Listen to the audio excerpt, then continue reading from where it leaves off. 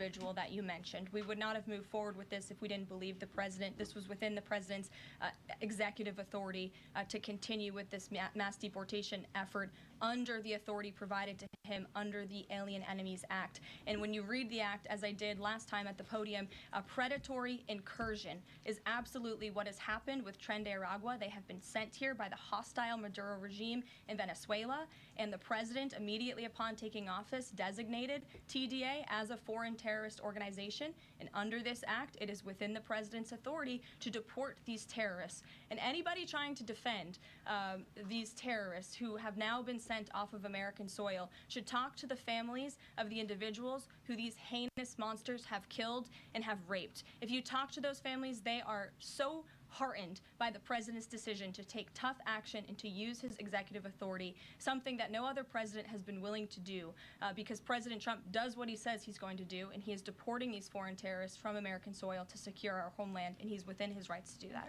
Jennifer. Very quickly on Tesla, there's a website that's trying to dox Tesla owners across the country and saying they're only going to take down personal information when people show that they've sold their cars. What's the administration going to do about that? I haven't seen that website, but we certainly think it's despicable, the violence that has taken place against Tesla, the company, its employees, and also just Americans who have chosen to drive an electric vehicle. Many of them are Democrats, by the way. Democrats were big supporters of Tesla and of electric vehicles until Elon Musk decided to vote for Donald Trump. So we would like Democrats to also come out and condemn this heinous violence that we have seen, and I believe the Attorney General has said she's investigating these incidents as acts of domestic terrorism. Jennifer. On Ukraine, can you say, is the White House going to pause foreign military aid or intelligence sharing with Ukraine, as Russia says it's pushing for? And then I have a follow-up on the Federal Trade Commission. Sure. When it comes to Ukraine, I do have a statement for you from the National Security Advisor and also the Secretary of State. First, I'd like to reiterate what the President said earlier following his call with President Zelensky this morning. He said he just completed a very good telephone call with President Zelensky. It lasted approximately 1 hour. Much of the discussion was based on the call made yesterday with President Putin in order to align both Russia and Ukraine in terms of their requests and needs. We are very much on track, and I will ask Secretary of State Marco Rubio and Mike Waltz to give an accurate description of the points discussed. That statement will be put out shortly. Well, I have that statement for you right here. Bear with me as I read it. Today, President Trump and Ukraine's President Vladimir Zelensky had a fantastic phone conversation. President Zelensky thanked President Trump for a productive start for the work of the Ukrainian and American teams in Jeddah on March 11th. The meeting of the senior officials from both nations significantly helped in moving toward ending the war. President Zelensky thanked President Trump for the support of the United States, especially the Javelin missiles that President Trump was first to provide in his efforts towards peace. The leaders agreed Ukraine and America will continue working together to bring about a real end to the war, and that lasting peace under President Trump's leadership can be achieved. President Trump fully briefed President Zelensky on his conversation with Putin and the key issues discussed. They reviewed the situation in Kursk and agreed to share information closely between their defense staffs as the battlefield situation evolved. President Zelensky asked for additional air defense systems to protect his civilians, particularly Patriot missile systems, and President Trump agreed to work with him to find what was available, particularly in Europe. The two leaders also agreed on a partial ceasefire against energy. Technical teams will meet in Saudi Arabia in the coming days to discuss broadening the ceasefire to the Black Sea on the way to a full ceasefire. They agreed this could be the first step toward the full end of the war and ensuring security. President Zelensky was grateful for the president's leadership in this effort and reiterated his willingness to adopt a full ceasefire. President Trump also discussed Ukraine's electrical supply and nuclear power plants. He said that the United States could be very helpful in running those plants with its electricity and utility expertise. American ownership of those plants would be the best protection for that infrastructure and support for Ukrainian energy infrastructure. President Zelensky also thanked President Trump for continuing to push humanitarian concerns, including the exchange of prisoners of war. He noted they had just had a successful exchange and thanked the president for his leadership on that. President Trump also asked President Zelensky about the children who had gone missing from Ukraine during the war, including the ones that had been abducted, and President Trump promised to work closely with both parties to help make sure those children were returned home. They agreed all parties must continue the effort to make a ceasefire work.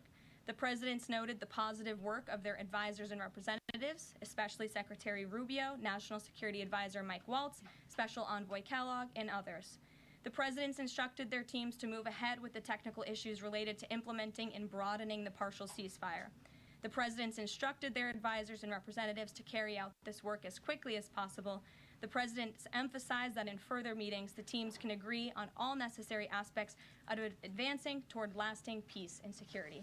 That is a lengthy statement that was just given to me, so thanks for bearing with me. Our office will, of course, provide this after. And as you know, as I just pointed out in the statement, the president's team of negotiators and national security experts will be heading to Saudi again later this week to continue working on and ironing out the details. But I would just like to emphasize we have never been this close to peace, and it's only because of President Trump that we are here. I think a couple of years ago, as you all reported on the war, it was incomprehensible to have a partial ceasefire in this conflict. And today, that is true because of the leadership of this president. So they agreed to closely share information between their defense staffs. Does that mean all intelligence sharing will continue? So the White House is rejecting Russia's request to pause that? Intelligence sharing in terms of defense for Ukraine will continue to be shared. Mary. Thanks, Caroline. I have two questions. One on the United States Institute of Peace and then on the Supreme Court, if that's okay. Sure. So on the United States Institute of Peace, this is a little bit wild. I understand the old president refused to leave after he was removed from his position. He barricaded himself in his offices, had to be escorted out by police, left the building without Wi-Fi, telephones, elevators, and more, and is now telling media that Doge broke in and illegally removed him. So can you comment on this sequence of events and specify, did Doge illegally enter? I'm really glad you brought this up, Mary. We were made aware of this story by individuals at Doge, at Elon Musk's team, and also at the State Department who were unable to access this building.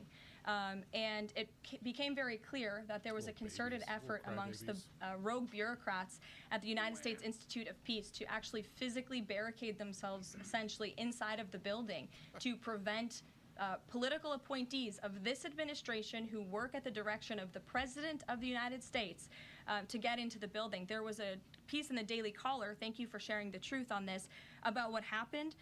Staff contacted the MPD in an attempt to prevent Doge personnel from entering. They barricaded the doors.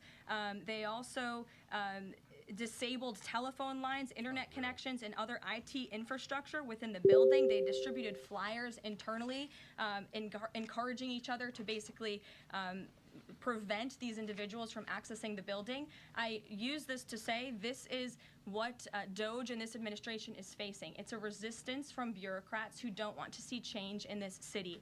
President Trump was elected on an overwhelming mandate to seek change and implement change, and this is unacceptable behavior. Thank you. And just really quick on the Supreme Court, I know it's been almost 3 years now since the leak of the draft Dobbs opinion to Politico, actually.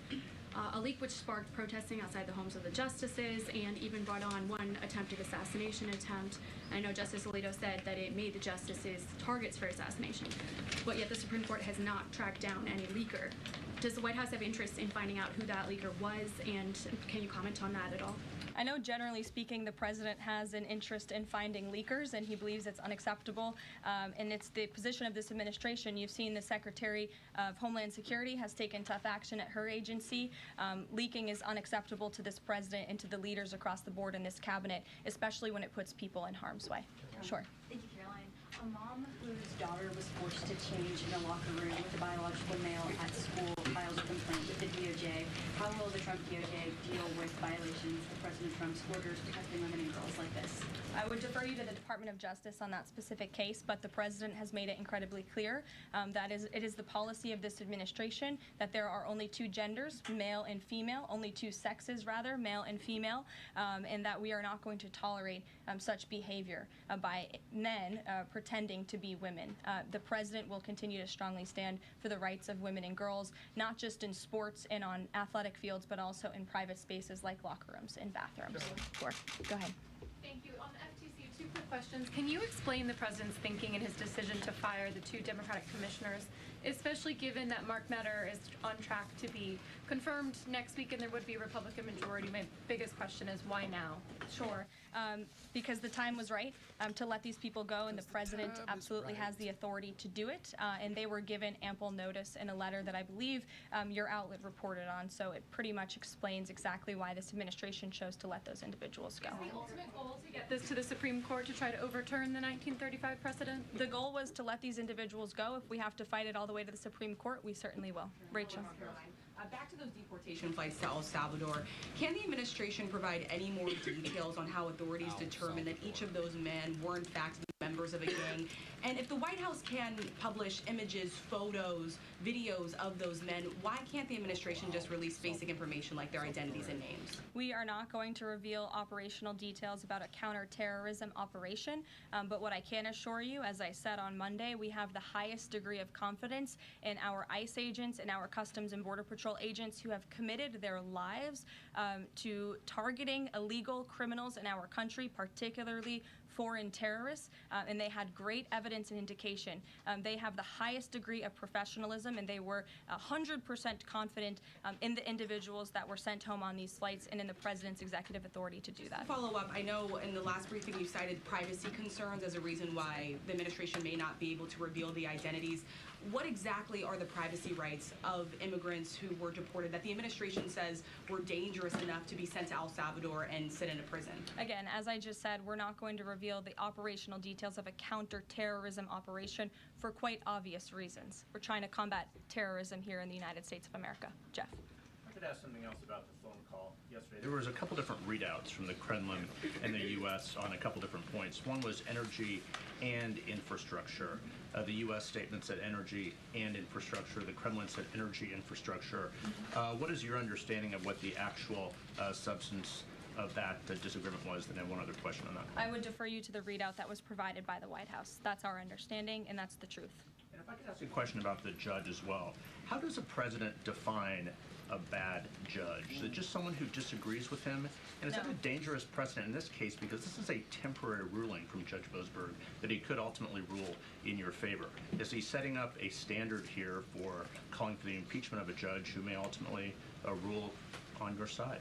No, it has nothing to do with disagreeing with the president on policy. It's with disagreeing with the Constitution and the law.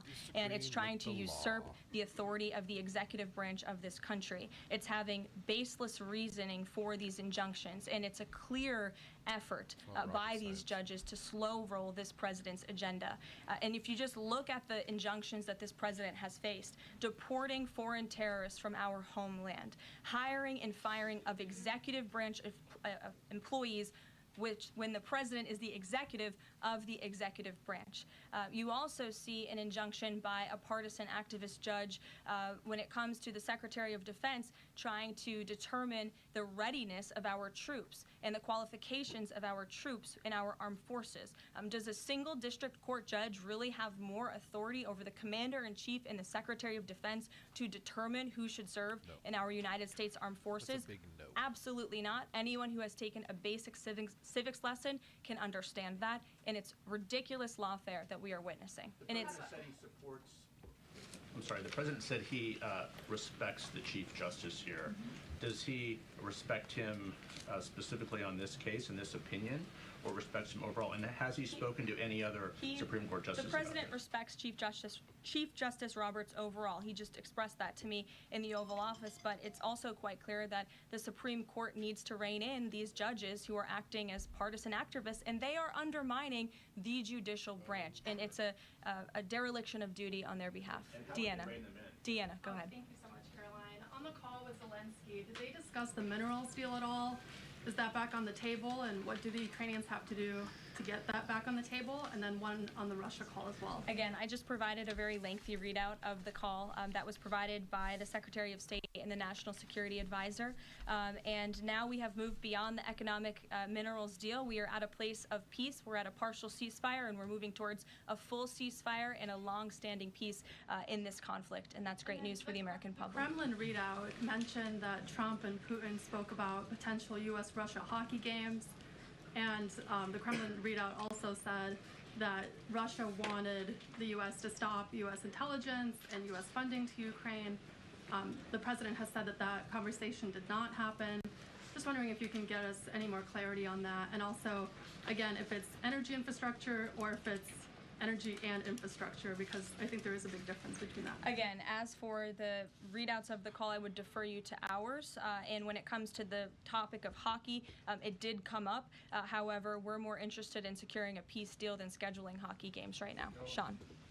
Hey, about the deportation flight. So, was it the president himself who directed the planes to stay in the air after the judge ordered them to turn back? The president invoked the Aliens Enemies Act with a proclamation, which then directed the Department of Homeland Security and the Department of State to move forward with the plan of action. And as I said yesterday, all of the planes that were subject to the judge's written order took off before the order was submitted in court. I was asked and answered that question multiple times yesterday. Kate, go ahead. Is the president still considering pressuring Russia with sanctions or tariffs to try to get a full ceasefire? And is there any kind of deadline or timeline that the White House has in mind for when that pressure might ramp up? Again, the president had a nearly 2-hour-long call with President Putin yesterday. We provided a readout of that call, and we have his negotiating team heading to the Middle East this week to continue these discussions in regards to sanctions and any other details. I'm not going to give a readout of those from this podium. And on TikTok, is Oracle the leading contender for a deal? And would the U.S. back a deal that keeps TikTok's algorithm and the underlying technology still in Chinese hands? As President Trump does so well, we don't get ahead of ourselves when we are in the midst of the art of the deal. So when the president and this team are ready to announce a deal on TikTok, which is a high priority for the president, we will make that known. I've seen that reporting, but I'm not going to comment on it just yet. Sure, go ahead. Thank you, Press Secretary Leavitt. Some prominent Trump supporters have been making the case that Derek Chauvin deserves a pardon. They argue that he did not receive a fair trial. Joe Biden and other Democrats actually implied that he was guilty while the trial was going on. BLM rioters had these jurors under immense threat and pressure. Mainstream media, frankly, many news outlets here today are complicit here. They chose to ignore the autopsy report. They chose to ignore the full body camera footage. They decided to slander Derek Chauvin as a racist cop instead. Does the administration believe Derek Chauvin received a fair trial, and will they consider a pardon moving forward? The president has been asked and answered this question. He said it's not something he's considering at this time. Philip. Thank you. Two questions. First, just a follow-up on the readouts from those calls. When it comes to the discrepancies between the U.S. and Russian readout of that call between President Trump and Putin, is it the president's assessment that something is getting lost in translation, or does he believe that the Russians are trying to play games here? Nope. The president believes in his team that put the readout out, and he also put his own out on Truth Social. We've been incredibly transparent about all of the president's calls with foreign leaders, and again, I would defer you to the readout. And then following up on... Thank you, Caroline. White House said yesterday that gas prices across the U.S. have fallen for the fourth straight week. 34 states now seeing gas under $3 a gallon. This limited ceasefire with Ukraine regarding oil refineries, energy, will that affect gas prices here in the U.S.? Well, it's certainly the president's hope that gas prices will continue to fall, and he's working every single day to ensure that we do. As you just mentioned, there's been very encouraging data. Inflation is cooling and gas prices are falling. The president has established a National Energy Dominance Council, and it's ultimately the president's goal. And this administration is working hard on it every single day to increase our energy production right here in the United States of America, to have a Trump energy boom like we saw in our first term, which will not only lead to lower fuel prices here at home, but also lessen the rate of inflation that was created by the previous administration. And one more on Tesla, Caroline. Tim Waltz, Governor Waltz, saying last night he frequently checks Tesla stock. In doing so, to quote, give me a little boost during the day. How should Americans view politicians who take pride in the downfall of an American car company? I think that's quite sad, but I think Governor Walz unfortunately is living a sad existence after his devastating defeat on November 5th. Reagan, go ahead. Thank you, Caroline. Across the country, Tesla cars are being lit on fire, dealerships are being shot up, Molotov cocktails are being used. There was a website posted yesterday that shared the addresses of private Tesla owners and reportedly had Kash Patel's information on it. AG Bondi has called this acts of domestic terrorism. Does the White House have any indication that this is some sort of coordinated movement or that it's being funded by some outside group? And do you know if the investigation by the DOJ is being investigated as incidents of organized terror? I believe the Attorney General has made her comments clear on that. She is investigating these events as acts of domestic terrorism, and we fully condemn them. And as I said earlier to Jackie's question, we think it's despicable what is happening to not just this American company, but also their innocent employees. And again, innocent Americans who drive these vehicles. And we condemn it wholeheartedly. Sure. More than 24,000 workers in 18 agencies are in the process of being reinstated. What is your message to these workers, and can you assure them they won't be fired again as the administration directs agencies to do more layoffs? Well, the administration is complying with the court's order. Again, as I have spoken about repeatedly, we think it's despicable that we have judges acting as judicial activists, partisan activists, trying to dictate who the President of the United States, the executive of the executive branch, can hire and fire. We have never seen anything like this. We are fighting this in court, and we will continue to fight it all the way to the Supreme Court if we have to. And as for federal employees, it's been the very common sense position of this president and the administration that bureaucrats here in Washington, D.C. need to show up to the office just like the rest of America. Middle-class Americans, from doctors to business owners to teachers to law enforcement officers, have to show up to their offices every single day. And the president has made it a clear priority that people in this city have to do the same. And we are also continue to be committed to reducing the scale of our workforce and to reducing the size of our federal bureaucracy here in Washington, D.C. to save taxpayers money. Annie, go ahead. Thanks so much. In the statement that you read, you referenced the president's interest in helping return Ukrainian children to their parents and to their families. There's an organization that provides intel and information about those children that their aid has been cut. It's a Yale University program that used foreign aid. And I'm curious if, as part of this new thinking with Ukraine, that aid might be unfrozen. I have no updates about that or that specific program at this time. Karen. Thanks, Caroline. Just to follow up on your answer to the question on the minerals deal, you said that the White House has moved beyond the minerals deal. What does that mean? Is that no longer on the table? Nope. It means the minerals deal was that first set of framework that you all saw in that very public meeting with President Zelensky and President Trump in the Oval Office. We are now focused on a long-term peace agreement. As you know, on that deal, or that meeting between President Zelensky and President Trump, the Ukrainian president at the time wasn't talking about a greater peace deal. We are now at that place where we are talking about that. So we've moved beyond just the economic minerals deal framework, and we're looking at a lasting ceasefire. Right now we're at a partial ceasefire, but again, the president is sending his highly skilled, intelligent, and experienced team to Saudi Arabia later this week to continue fighting for peace in this conflict. And I would just reiterate one more time, we have never been closer to peace than we are today. Thank you very much, everybody. We'll see you later. So you're just listening there to the White House press briefing featuring Press Secretary Caroline Leavitt, who also answered some questions during the latter part of that news conference. We're going to step away for our final commercial break of this hour, live now from Fox.